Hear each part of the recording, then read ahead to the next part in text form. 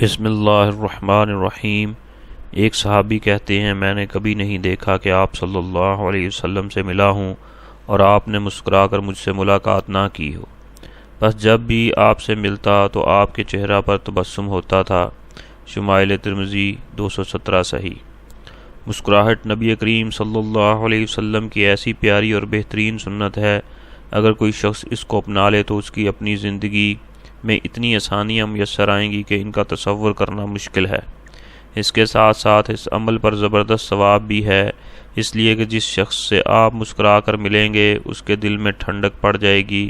اس طرح دوسرے مسلمان کو خوش کرنے کا ثواب آپ کو ملے گا، اور اگر آپ اس عادت کو جاری رکھیں گے تو دنیا میں اس کا فائدہ یہ بھی ظاہر ہوگا کہ سب لوگ آپ سے محبت کریں گے، ہر ایک آپ کی بات توجہ سے سنے گا اور آپ کی بات ماننے کی کوشش کرے گا اور آپ کے ساتھ تعاون کرے گا۔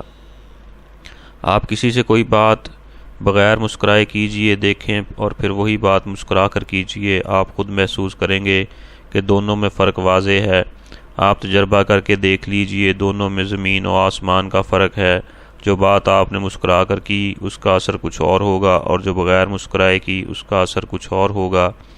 آپ اس کی عادت بنا کر تجربہ کیجئے۔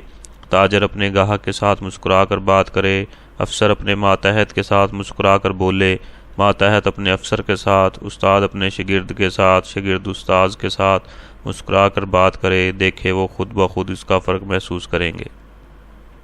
میں یہ چاہتا ہوں کہ آج سے آپ اس کی مشق شروع کر دیں۔ مشق کے بغیر اس کی عادت بننا مشکل ہے۔ صرف سننے اور علم میں لانے سے یہ مسئلہ حل نہیں ہوگا، بلکہ اس کی عادت ڈالنی پڑے گی۔ اگر کسی غم، پریشانی یا تکلیف وغیرہ کی وجہ سے چہرہ پر مسکراہٹ نہیں آ رہی تو بتکلف مسکرانے کی کوشش کیجیے۔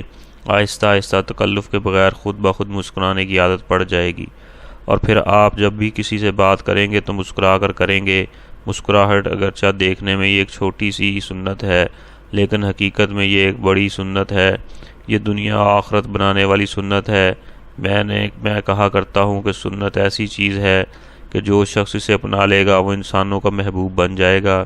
دنیا اسے عزت کی نظر سے دیکھے گی، اس سے محبت کرے گی اور اس کی پیروی کرے گی۔